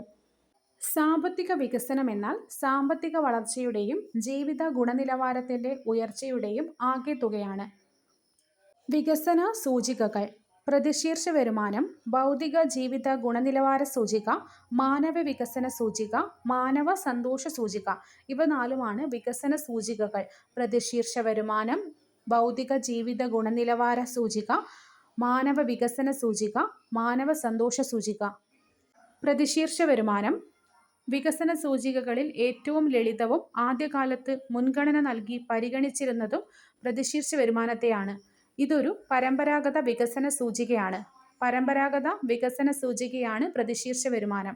ദേശീയ വരുമാനത്തെ ജനസംഖ്യ കൊണ്ട് ഹരിച്ചാൽ കിട്ടുന്ന സംഖ്യയാണ് പ്രതിശീർഷ വരുമാനം. ഈ സൂചിക അനുസരിച്ച് ഒരു രാജ്യം സാമ്പത്തിക വികസനം നേടിയോ ഇല്ലയോ എന്ന് കണ്ടെത്താൻ കഴിയും. ദേശീയ വരുമാനത്തിന്റെ വളർച്ചാ നിരക്ക് ജനസംഖ്യാ വളർച്ചാ നിരക്കിനേക്കാൾ കൂടിയിരുന്നാൽ മാത്രമേ പ്രതിശീർഷ വരുമാനം കൂടുകയുള്ളൂ. പ്രതിശീർഷ വരുമാനത്തിലെ വർധനവ് വികസനത്തിന്റെ ഒരു സൂചികയാണ്.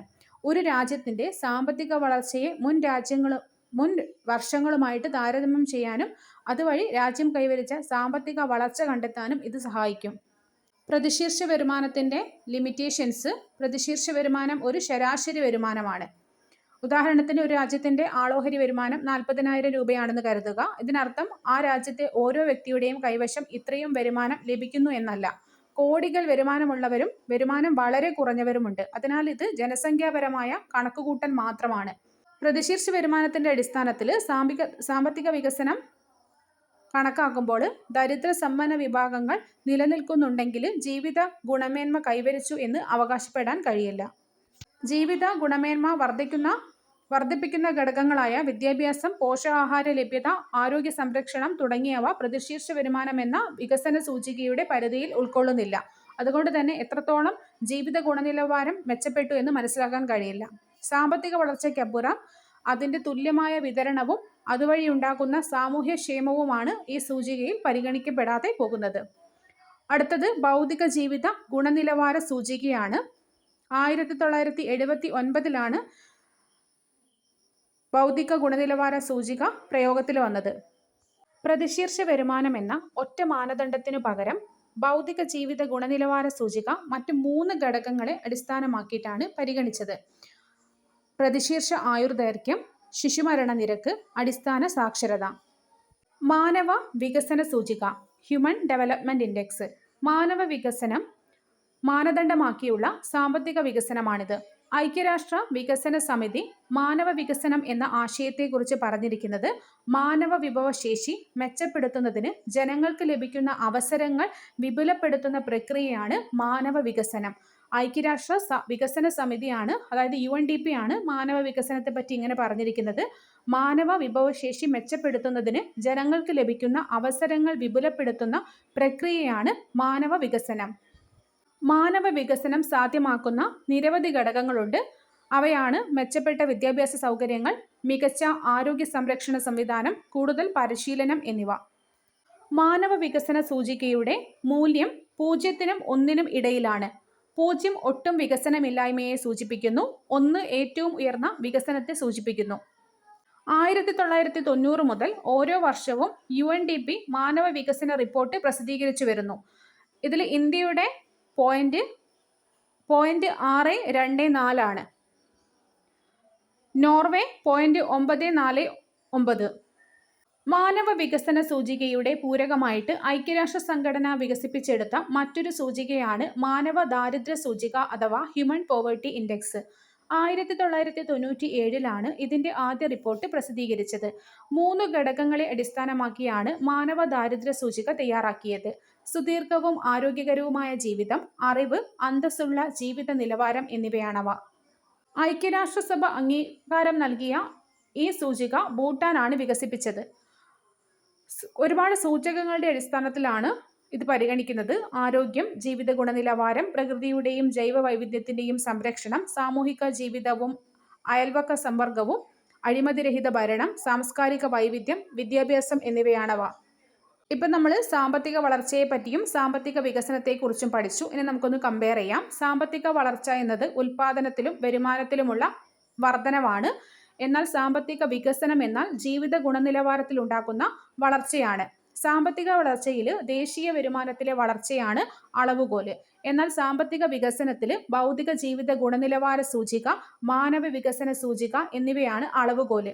സാമ്പത്തിക വളർച്ച ജനസംഖ്യാപരമായിട്ടാണ് സൂചിപ്പിക്കുന്നത്. എന്നാൽ സാമ്പത്തിക വികസനം ഗുണപരമായ മാറ്റത്തെയാണ് സൂചിപ്പിക്കുന്നത്. സാമ്പത്തിക വളർച്ചയെ സാമ്പത്തിക ഘടകങ്ങൾക്ക് മാത്രം ഊന്നൽ നൽകിക്കൊണ്ടുള്ളതാണ്. എന്നാൽ സാമ്പത്തിക വികസനം സാമ്പത്തികവും സാമൂഹികവുമായ ഘടകങ്ങൾക്ക് ഊന്നൽ നൽകിയിട്ടുള്ളതാണ്. സാമ്പത്തിക വളർച്ച വളരെ ഹ്രസ്വ കാലയളവിൽ സംഭവിക്കുന്നതാണ്. എന്നാൽ സാമ്പത്തിക വികസനം എന്നാൽ ദീർഘകാലയളവ് കൊണ്ട് സംഭവിക്കുന്നതാണ്. ഇന്ത്യയിൽ വികസനം നേരിടുന്ന വെല്ലുവിളികൾ. ഇന്ത്യയിൽ വികസനം നിരവധി വെല്ലുവിളികൾ നേരിടുന്നുണ്ട്. അതിൽ ഏറ്റവും പ്രധാനം ദാരിദ്ര്യമാണ്. പ്ലാനിംഗ് കമ്മീഷന് വേണ്ടി രംഗരാജൻ പാനൽ തയ്യാറാക്കിയ കണക്ക് പ്രകാരം ഇന്ത്യയിലെ 2011-12 29.5% ആളുകൾ ദരിദ്രരാണ്.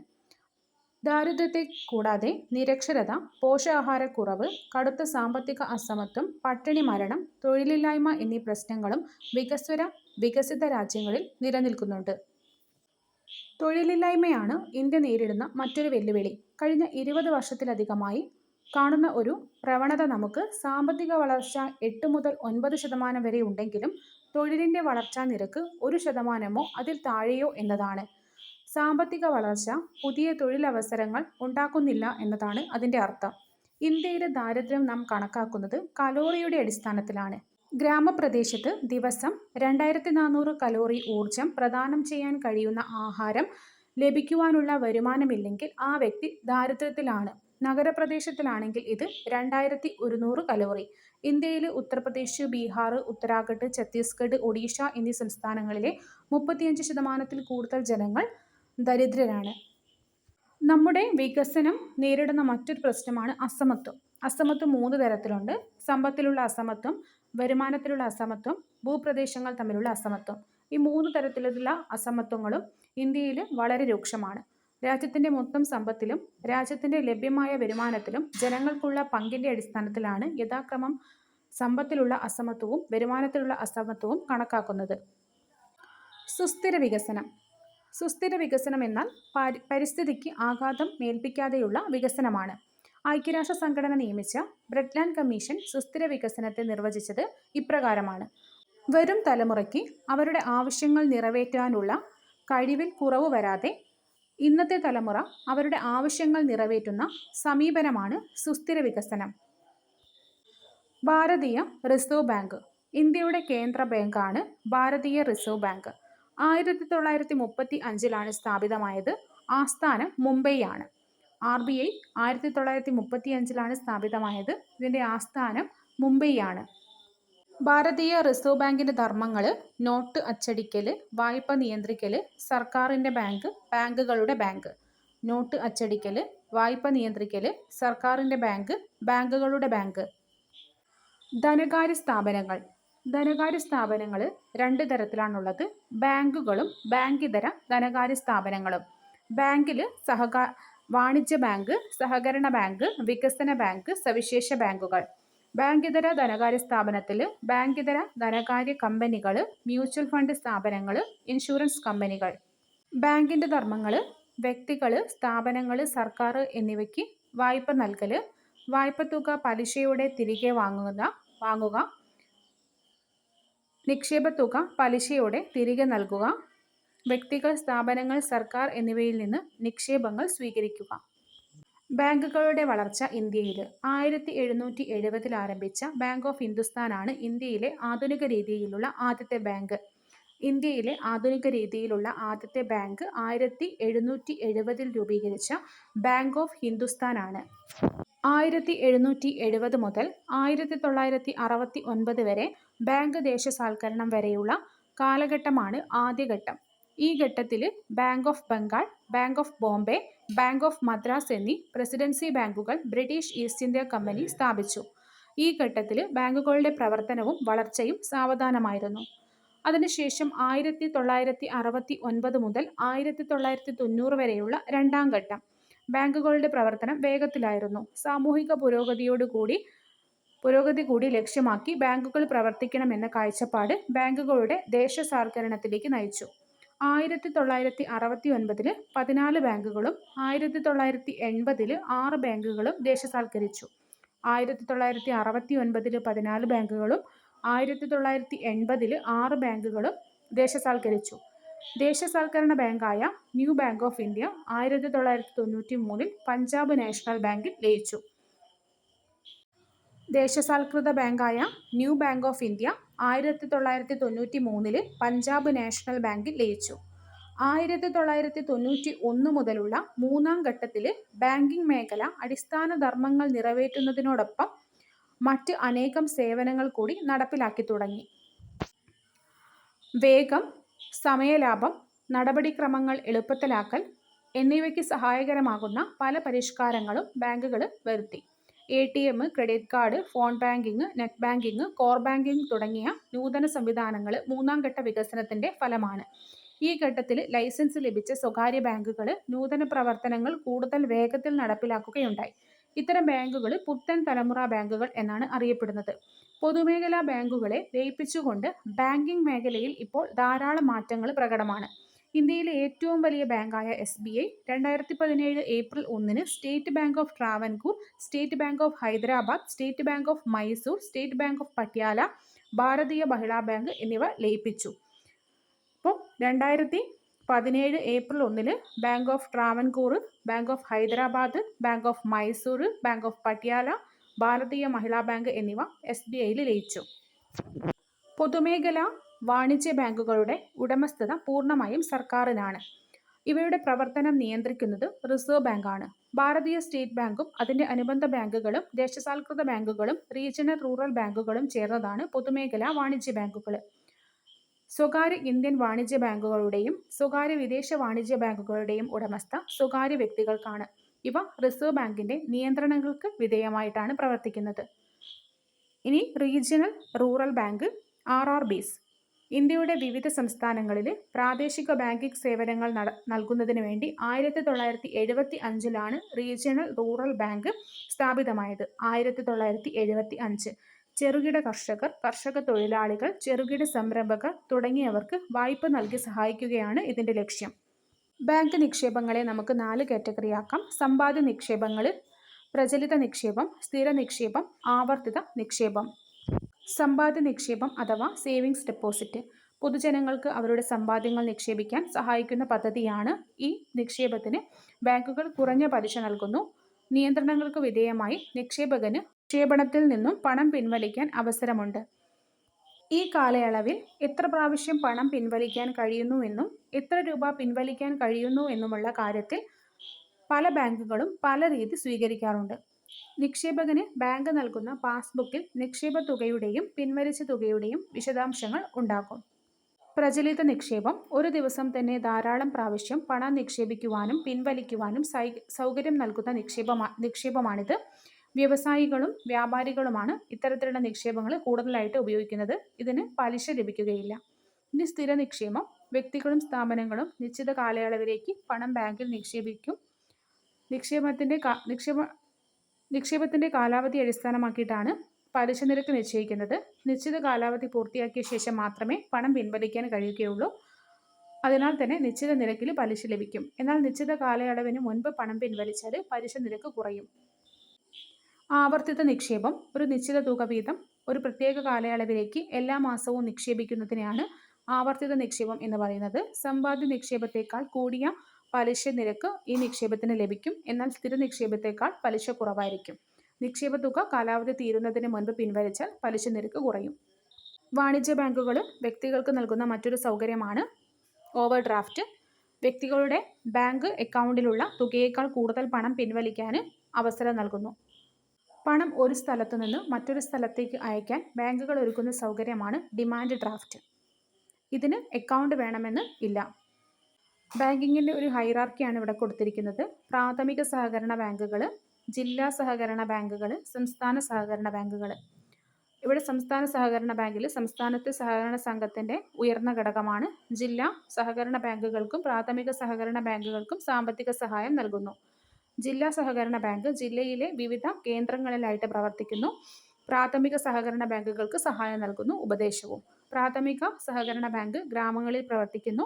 പ്രവർത്തന പ്രദേശത്തിന്റെ പരിധി കുറവാണ്. ഗ്രാമീണരുടെ സമ്പാദ്യശീലം പ്രോത്സാഹിപ്പിക്കുന്നു. ഗ്രാമീണർക്ക് കുറഞ്ഞ പലിശ നിരക്കിൽ വായ്പകൾ നൽകുന്നു. എക്സിം ബാങ്ക് ഓഫ് ഇന്ത്യ അഥവാ export import bank of India. ഉൽപ്പന്നങ്ങൾ കയറ്റി അയക്കുന്നതിനും ഇറക്കുമതി ചെയ്യുന്നതിനും വായ്പ നൽകലാണ് ഈ ബാങ്കിന്റെ ദൗത്യം. ഈ മേഖലകളിലേക്കുള്ള കടന്നുവരുന്ന വ്യക്തികൾക്ക് ആവശ്യമായ നിർദ്ദേശങ്ങളും നൽകുന്നു. ഇന്ത്യൻ ചെറുകിട വ്യവസായ വികസന ബാങ്ക് അഥവാ SIDBI, small industries development bank of India, പുതിയ ചെറുകിട വ്യവസായം തുടങ്ങുവാനും വ്യവസായങ്ങൾ ആധുനികവൽക്കരിക്കുവാനും സഹായം നൽകുന്നു. ഗ്രാമീണ വ്യവസായത്തെ ഉയർത്തുകയാണ് ലക്ഷ്യം. NABARD, national bank for agricultural and rural development. ഗ്രാമീണ വികസനത്തിനും കാർഷിക വികസനത്തിനുമായിട്ട് പ്രവർത്തിക്കുന്ന ഇന്ത്യയുടെ പരമോന്നത ബാങ്കാണ്. ഗ്രാമീണ വികസനത്തിനായി പ്രവർത്തിക്കുന്ന ബാങ്കുകളെ ഏകോപിപ്പിക്കുന്ന ബാങ്കാണിത്. കൃഷി, കൈത്തൊഴിൽ, ചെറുകിട വ്യവസായം തുടങ്ങിയവയ്ക്ക് സാമ്പത്തിക സഹായം നൽകുന്നു. 2013 നവംബറിൽ ആരംഭിച്ച ബാങ്കാണ് ഭാരതീയ മഹിളാ ബാങ്ക്. വനിതാ ശാക്തീകരണം ഇന്ത്യയുടെ ശാക്തീകരണം എന്നതായിരുന്നു ഇതിന്റെ മുദ്രാവാക്യം. 2013 നവംബറിലാണ് ഭാരതീയ മഹിളാ ബാങ്ക് ആരംഭിച്ചത്. വനിതാ ശാക്തീകരണം ഇന്ത്യയുടെ ശാക്തീകരണം എന്നതായിരുന്നു ഇതിന്റെ മുദ്രാവാക്യം. എല്ലാ ജനവിഭാഗങ്ങളിൽ നിന്നും നിക്ഷേപങ്ങൾ സ്വീകരിച്ച് ഈ ബാങ്ക് വായ്പ നൽകുന്നു. കൂടുതൽ വനിതകൾക്കായിരുന്നു പ്രാതിനിധ്യം. എന്നാൽ ഇന്ന് ഭാരതീയ മഹിളാ ബാങ്ക് SBIയുടെ ഭാഗമാണ്. കുറഞ്ഞ വരുമാനക്കാരെയും ചെറുകിട വ്യവസായികളെയും കുടിയേറ്റ തൊഴിലാളികളെയും സഹായിക്കാൻ വേണ്ടി രൂപം കൊണ്ടതാണ് പേയ്മെന്റ് ബാങ്കുകൾ. ഈ ബാങ്ക് നൽകുന്ന സേവനങ്ങൾ പൂർണ്ണമായും സാധാ ബാങ്ക് നൽകുന്ന സേവനങ്ങൾ പൂർണ്ണമായും നൽകുന്നില്ല. 1 ലക്ഷം രൂപ വരെ മാത്രമേ വ്യക്തിയിൽ നിന്ന് നിക്ഷേപമായിട്ട് സ്വീകരിക്കുകയുള്ളൂ. നിക്ഷേപങ്ങൾക്ക് ഭാരതീയ റിസർവ് ബാങ്ക് നിശ്ചയിച്ചിട്ടുള്ള പലിശ നൽകും. ഇവ വായ്പ നൽകുന്നില്ല. ബാങ്ക് ഇടപാടുകൾ നിശ്ചിത ഫീസ് കമ്മീഷനായിട്ട് ഈടാക്കും. ഡെബിറ്റ് കാർഡ് നൽകും, എന്നാൽ ക്രെഡിറ്റ് കാർഡ് നൽകില്ല. പേയ്മെന്റ് ബാങ്കുകൾ ഡെബിറ്റ് കാർഡ് നൽകും, ക്രെഡിറ്റ് കാർഡ് നൽകില്ല. ചെറുകിട വായ്പ നൽകുന്നതിനായിട്ട് അടുത്ത കാലത്ത് അനുവദിച്ച മറ്റൊരു ബാങ്കാണ് മുദ്രാ ബാങ്ക്. ചെറുകിട സംരംഭകർക്കും മൈക്രോ ഫിനാൻസിനും മുദ്രാ ബാങ്ക് സാമ്പത്തിക സഹായം നൽകുന്നു. ബാങ്കിതര ധനകാര്യ കമ്പനികൾ ഭാരതീയ റിസർവ് ബാങ്കിന്റെ മേൽനോട്ടത്തിൽ പ്രവർത്തിക്കുന്ന ബാങ്കിതര ധനകാര്യ സ്ഥാപനങ്ങളാണിവ. 1936 കമ്പനി ആക്ട് പ്രകാരം രജിസ്റ്റർ ചെയ്തിട്ടുള്ള ഈ ബാങ്കുകളുടെ അടിസ്ഥാന ധർമ്മങ്ങൾ നിർവഹിക്കുന്നുണ്ട്. ഇത്തരം സ്ഥാപനങ്ങൾ നൽകുന്ന പ്രധാന സേവനങ്ങളാണ് ഹയർ പർച്ചേസിംഗ് വായ്പ നൽകുന്നു, വീട്ടുനിർമ്മാണത്തിന് വായ്പകൾ നൽകുന്നു, സ്വർണ്ണ പണയത്തിന് മേൽ വായ്പ നൽകുന്നു, സ്ഥിര നിക്ഷേപത്തിന്റെ അടിസ്ഥാനത്തിൽ വായ്പ നൽകുന്നു, ചിട്ടികൾ നടത്തുന്നു. കേരളത്തിൽ പ്രവർത്തിക്കുന്ന പ്രധാന ബാങ്കിതര ധനകാര്യ കമ്പനിയാണ് Kerala state financial enterprises KSFE.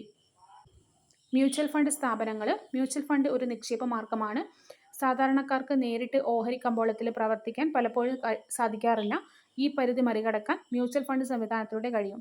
നിക്ഷേപകരിൽ നിന്ന് പണം സമാഹരിച്ച് ഓഹരി കമ്പോളത്തിൽ കടപ്പത്രങ്ങൾ, അടിസ്ഥാന വികസന മേഖല എന്നിവയിലും നിക്ഷേപിക്കുന്നു. ഇതിലൂടെ ലഭിക്കുന്ന ലാഭം അഥവാ നഷ്ടം നിക്ഷേപകർക്ക് വീതിച്ച് നൽകുകയും ചെയ്യുന്നു. സ്വകാര്യ മേഖലയിലും പൊതുമേഖലയിലും ഇപ്പോൾ ഇത്തരം സ്ഥാപനങ്ങൾ പ്രവർത്തിക്കുന്നുണ്ട്. പൊതുമേഖലയിൽ പ്രവർത്തിക്കുന്ന സ്ഥാപനങ്ങൾക്ക് ഉദാഹരണമാണ് unit trust of India UTI, life insurance corporation mutual fund, SBI mutual fund എന്നിവ. ഇൻഷുറൻസ് കമ്പനികൾ വ്യക്തികളുടെ ജീവനും സ്വത്തിനും സാമ്പത്തിക സംരക്ഷണം നൽകുന്ന സ്ഥാപനങ്ങളാണ് ഇൻഷുറൻസ് കമ്പനികൾ.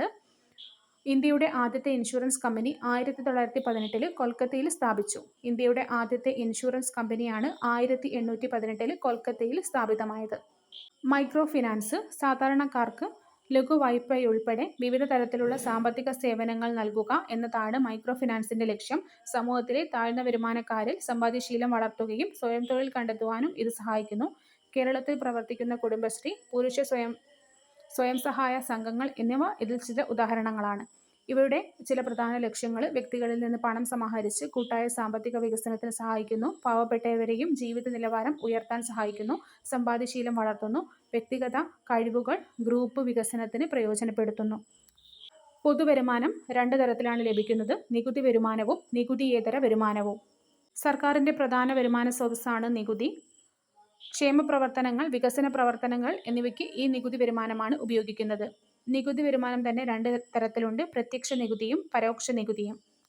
പ്രത്യക്ഷ നികുതി: ആരിലാണോ ഭൂനികുതി ചുമത്തിയത് അയാൾ തന്നെ നികുതി അടയ്ക്കുന്നു. ഇവിടെ നികുതി ചുമത്തപ്പെടുന്നവനും നികുതി മൂലമുള്ള സാമ്പത്തിക ഭാരം അനുഭവിക്കുന്നവരും ഒരാൾ തന്നെയായിരിക്കും. ഇത്തരം നികുതിയാണ് പ്രത്യക്ഷ നികുതി. നികുതി ഭാരം നികുതിദായകൻ തന്നെ വഹിക്കുന്നു. ഇന്ത്യയിലെ പ്രധാനപ്പെട്ട പ്രത്യക്ഷ നികുതികളാണ് വ്യക്തിഗത ആദായ നികുതി. ഇത് 1961 ആദായ നികുതി നിയമപ്രകാരമാണ് കേന്ദ്ര സർക്കാർ പിരിക്കുന്നത്. അടുത്തത് കോർപ്പറേറ്റ് നികുതിയാണ്. കമ്പനികളുടെ അറ്റ വരുമാനത്തിന്മേലാണ്, അതായത് ലാഭത്തിന്മേലാണ് ഈ നികുതി ചുമത്തപ്പെടുന്നത്. പരോക്ഷ നികുതി: ഒരാളിൽ ചുമത്തപ്പെടുന്ന നികുതിയുടെ ഭാരം മറ്റൊരാളിലേക്ക് കൈമാറ്റം ചെയ്യപ്പെടുന്നതാണ് പരോക്ഷ നികുതി. ഉദാഹരണത്തിന്, വിൽപ്പന നികുതിയുടെ ഭാരം ആദ്യം വരുന്നത് വ്യാപാരിയുടെ മേലാണ്. എന്നാൽ വ്യാപാരി ആ ഉൽപ്പന്നം വാങ്ങുന്ന ഉപഭോക്താവിലേക്ക് വിലയോടൊപ്പം നികുതി ഭാരവും കൈമാറുന്നു. ഇപ്പോൾ ഉപഭോക്താവ് നൽകുന്ന വിലയിൽ നികുതിയുടെ ഭാരവും ഉൾപ്പെടുന്നു. ഇത് പരോക്ഷ നികുതിയുടെ പ്രത്യേകതയാണ്. നിലവിലുള്ള പരോക്ഷ നികുതി സമ്പ്രദായം ലളിതമാക്കുന്നതിന് ഒരു രാജ്യത്ത് ഒറ്റ നികുതി എന്ന തത്വം നടപ്പിലാക്കുന്നതിനും ലക്ഷ്യമിട്ട് ഇന്ത്യയിൽ നിലവിലുള്ള പരോക്ഷ നികുതിയുടെ നല്ലൊരു വിഭാഗം ഉൾപ്പെടുന്നത് ചരക്ക് സേവന നികുതി നടപ്പിലാക്കിയിട്ടാണ്. ചരക്കു സേവന നികുതി പരോക്ഷ നികുതിയാണ്. GSTയിൽ ഉൾപ്പെടാത്ത ജനങ്ങളുടെ പരോക്ഷ നികുതി നിരക്ക് നിലവിലുള്ള രീതിയിൽ തന്നെയാണ് ഈടാക്കുന്നത്. ചരക്ക് സേവന നികുതി കേന്ദ്ര ഗവൺമെന്റും സംസ്ഥാന ഗവൺമെന്റുകളും ചുമത്തിയിരുന്ന വിവിധ പരോക്ഷ നികുതികളെ ലയിപ്പിച്ച് 2017 ജൂലൈ 1 മുതൽ ഇന്ത്യയിൽ നിലവിൽ വന്നതാണ് ഏകീകൃത പരോക്ഷ നികുതി സമ്പ്രദായം. ചരക്കു സേവന നികുതി goods and service tax GST 2017 July 1 വന്നത്. ചരക്കുകളുടെയും സേവനങ്ങളുടെയും നിർമ്മാണം മുതൽ ഉപഭോഗം വരെയുള്ള എല്ലാ ഘട്ടങ്ങളിലും നികുതി ചുമത്തപ്പെടുന്നു. ഓരോ ഘട്ടത്തിലും മൂല്യവർദ്ധനവ് ഉണ്ടാവുകയും അത് ഈടാക്കുകയും ചെയ്യുന്നു. ഇപ്രകാരം ഓരോ ഘട്ടത്തിലും ഉണ്ടാകുന്ന മൂല്യവർദ്ധനവിന് മാത്രമേ നികുതി ചുമത്തപ്പെടുന്നുള്ളൂ. അന്തിമ ഉപഭോക്താവ് ആദ്യം അടച്ച നികുതി പിന്നീട് നൽകേണ്ടതില്ല. ഒരു സാമ്പത്തിക വർഷത്തിൽ മൊത്തം വിറ്റുവരവ് 20 ലക്ഷം രൂപയിൽ കൂടുതലാണെങ്കിൽ നിലവിലുള്ള നിയമമനുസരിച്ച് വ്യാപാരികൾ നിർബന്ധമായും GST രജിസ്ട്രേഷൻ എടുക്കേണ്ടതുണ്ട്. GSTയിൽ ലയിപ്പിക്കപ്പെട്ട പ്രധാന നികുതികളാണ് കേന്ദ്ര എക്സൈസ് ഡ്യൂട്ടി, സേവന നികുതി, കേന്ദ്ര വിൽപ്പന നികുതി, സംസ്ഥാന മൂല്യവർദ്ധിത നികുതി, ആഡംബര നികുതി, പരസ്യ നികുതി, പ്രവേശന നികുതി, വിനോദ നികുതി. GSTയിൽ ലയിക്കപ്പെട്ട പ്രധാന നികുതികളാണ് കേന്ദ്ര എക്സൈസ് ഡ്യൂട്ടി, സേവന നികുതി, കേന്ദ്ര വിൽപ്പന നികുതി, സംസ്ഥാന മൂല്യവർദ്ധിത നികുതി, ആഡംബര നികുതി, പരസ്യ നികുതി, പ്രവേശന നികുതി, വിനോദ നികുതി. ചരക്ക് സേവന നികുതികൾ സംസ്ഥാനത്തിനകത്ത് ക്രയവിക്രയം ചെയ്യപ്പെടുന്ന ചരക്കുകളുടെയും സേവനങ്ങളുടെയും മേൽ കേന്ദ്ര ഗവൺമെന്റും സംസ്ഥാന ഗവൺമെന്റും GST ചുമത്തുന്നുണ്ട്. കേന്ദ്ര ഗവൺമെന്റ് ചുമത്തുന്നത് സെൻട്രൽ GSTയും സംസ്ഥാന ഗവൺമെന്റ് ചുമത്തുന്നത് സ്റ്റേറ്റ് GSTയുമാണ്. ഈ നികുതി ഉപഭോക്താക്കളിൽ നിന്ന് ഒരുമിച്ച് പിരിച്ചെടുത്ത് കേന്ദ്രവും സംസ്ഥാനവും തുല്യമായിട്ട് വീതിച്ചെടുക്കുന്നു. GST നിരക്കുകൾ സംസ്കരിക്കാത്ത ഭക്ഷ്യവസ്തുക്കൾ ഉൾപ്പെടെ നിത്യോപയോഗ സാധനങ്ങൾക്കും അവശ്യ സാധനങ്ങൾക്കും GST നൽകേണ്ടതില്ല. 5%, 12%, 18%, 28% എന്നിങ്ങനെ 4 സ്ലാബുകളിലായിട്ട് GST നിരക്കുകളാണ് GST വകുപ്പ് ക്രമീകരിച്ചിരിക്കുന്നത്. എന്നാൽ ഇതിൽ ഇപ്പോൾ ഒരു അപ്ഡേഷൻ വന്നിട്ടുണ്ട്. അപ്പോൾ നിങ്ങൾക്കുള്ള ചോദ്യം, ഇപ്പോഴുള്ള GST നിരക്കുകൾ സ്ലാബ് എത്രയാണ്? അപ്പോൾ അത് തീർച്ചയായിട്ടും കമൻറ്റ് ചെയ്യുക. GST കൗൺസിൽ അഥവാ GST സമിതി കേന്ദ്ര ധനകാര്യമന്ത്രി ചെയർമാനായ GST സമിതിയിൽ സംസ്ഥാന ചുമതലയുള്ള കേന്ദ്ര ധനകാര്യ സഹമന്ത്രിയും സംസ്ഥാനങ്ങളിലെ ധനകാര്യമന്ത്രിമാരും അംഗങ്ങളാണ്. സമിതി താഴെ പറയുന്ന കാര്യങ്ങളിൽ ശുപാർശ നൽകുന്നു. GSTയിൽ ലയിക്കേണ്ട നികുതികൾ, സെസ്സുകൾ, സർചാർജുകൾ, GST പരിധിയിൽ വരുത്തേണ്ടതും ഒഴിവാക്കേണ്ടതുമായ ചരക്കുകളും സേവനങ്ങളും, നികുതി നിരക്കുകൾ നിശ്ചയിക്കൽ, ഒഴിവാക്കപ്പെട്ടിരിക്കുന്ന ചരക്കുകളുടെയും സേവനങ്ങളുടെയും GSTയിൽ ഉൾപ്പെടുത്തേണ്ട സമയം, മൊത്തം വിറ്റുവരവിൻ്റെ അടിസ്ഥാനത്തിലുള്ള നികുതി ഒഴിവിൻ്റെ പരിധി നിശ്ചയിക്കൽ, നിലവിൽ GSTയുടെ പരിധിയിൽ ഉൾപ്പെടാത്ത ഇനങ്ങൾ, പെട്രോളിയം ഉൽപ്പന്നങ്ങൾ അഥവാ അസംസ്കൃത പെട്രോളിയം, ഡീസൽ, പെട്രോൾ, പ്രകൃതിവാതകം, വിമാന ഇന്ധനം, വൈദ്യുതി, മനുഷ്യ ഉപഭോഗത്തിലുള്ള മദ്യം എന്നിവ GSTയിൽ നിന്ന് ഒഴിവാക്കിയിട്ടുണ്ട്. ഇവയുടെ കാര്യത്തിൽ നിലവിലുള്ള നികുതി സംവിധാനം തുടരുന്നതാണ്. സർചാർജും സെസ്സും നികുതിക്ക് മേൽ ചുമത്തപ്പെടുന്ന അധിക നികുതിയാണ് സർചാർജ്. ഒരു നിശ്ചിത കാലത്തേക്കാണ് ഇത് ചുമത്തുന്നത്. സാധാരണ വരുമാന നികുതിയുടെ നിശ്ചിത ശതമാനമാണ് സർചാർജായിട്ട് ഈടാക്കുന്നത്. സർക്കാർ ചില പ്രത്യേക ആവശ്യങ്ങൾക്കായി ചുമത്തുന്ന അധിക നികുതിയാണ് സെസ്. കേന്ദ്ര സർക്കാർ പിരിക്കുന്ന നികുതിയാണ് കോർപ്പറേറ്റ് നികുതി, വ്യക്തിഗത ആദായ നികുതി, കേന്ദ്ര GST, സംയോജിത GST എന്നിവ. സംസ്ഥാന സർക്കാർ പിരിക്കുന്ന നികുതിയാണ് ഭൂനികുതി, സ്റ്റാമ്പ് നികുതി, സംസ്ഥാന GST. തദ്ദേശ സ്വയംഭരണ സ്ഥാപനങ്ങൾ ചുമത്തുന്ന നികുതിയാണ് വസ്തുനികുതി, തൊഴിൽ നികുതി. പൊതുകടം സർക്കാർ വാങ്ങുന്ന വായ്പകളാണ് പൊതുകടം. രാജ്യത്തിനകത്തു നിന്നും പുറത്തു നിന്നും വായ്പകൾ വാങ്ങാറുണ്ട്. ഇവ യഥാക്രമം ആഭ്യന്തര കടം, വിദേശ കടം എന്നിങ്ങനെ അറിയപ്പെടുന്നു. ബജറ്റ് ഒരു സാമ്പത്തിക വർഷത്തിൽ സർക്കാർ പ്രതീക്ഷിക്കുന്ന വരവും ചെലവും വിശദമാക്കുന്ന ധനകാര്യ രേഖയാണ് ബജറ്റ്. ഇന്ത്യയിൽ ഏപ്രിൽ 1 മുതൽ മാർച്ച് 31 വരെയാണ് സാമ്പത്തിക വർഷമായിട്ട് കണക്കാക്കുന്നത്. ബജറ്റുകൾ 3 തരമുണ്ട്. വരുമാനവും ചെലവും തുല്യമായി വരുന്ന ബജറ്റാണ് സന്തുലിത ബജറ്റ്. വരുമാനം ചെലവിനേക്കാൾ കൂടുതലാണെങ്കിൽ അത് മിച്ച ബജറ്റും ചെലവ് വരവിനേക്കാൾ കൂടുതലാണെങ്കിൽ അത് കമ്മി ബജറ്റുമാണ്. ധനനയം പൊതുവരുമാനം, പൊതുചെലവ്, പൊതുകടം എന്നിവയെ സംബന്ധിച്ച സർക്കാർ നയമാണ് ധനനയം. ഈ നയം നടപ്പിലാക്കുന്നത് ബജറ്റിൽ കൂടിയാണ്. ധനനയം രാജ്യപുരോഗതിയെ സ്വാധീനിക്കുന്നു.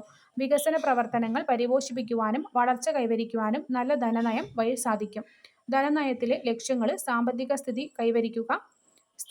സ്ഥിരത കൈവരിക്കുക, തൊഴിലവസരങ്ങൾ സൃഷ്ടിക്കുക, അനാവശ്യ ചെലവുകൾ നിയന്ത്രിക്കുക. അപ്പോൾ ഇത്രയും പാർട്ടാണ് നമ്മുടെ SCERT ഇക്കണോമിക്സ് പാർട്ടിൽ വരുന്നത്. അപ്പോൾ ഞാൻ ഇടയ്ക്ക് ചോദിച്ച ചോദ്യങ്ങളെല്ലാം നിങ്ങൾ കമൻറ്റ് സെക്ഷനിൽ അതിൻ്റെ ആൻസർ അറിയിക്കുക. കാരണം നിങ്ങൾ തന്നെ കണ്ടെത്തുന്ന ഉത്തരങ്ങൾ നിങ്ങൾ ഒരിക്കലും മറന്നു പോവുകയില്ല. അപ്പോഴാണ് നമുക്ക് ആക്റ്റീവായിട്ടുള്ള ഒരു പാർട്ടിസിപ്പേഷൻ നമ്മളെ പഠനത്തിൽ ഉണ്ടാവുകയുള്ളൂ. അപ്പോൾ നിങ്ങൾക്ക് ഈ ക്ലാസ് ഉപകാരപ്രദമായിട്ടുണ്ടെങ്കിൽ അത് കമൻറ്റ് സെക്ഷനിൽ അറിയിക്കുക. നമ്മളുടെ മറ്റ് SCERT മാരത്തോണുകളുടെ ലിങ്ക് ഞാൻ കൊടുക്കാം. അതും കണ്ട ശേഷം അഭിപ്രായം അറിയിക്കുക. So thank you for watching and keep studying.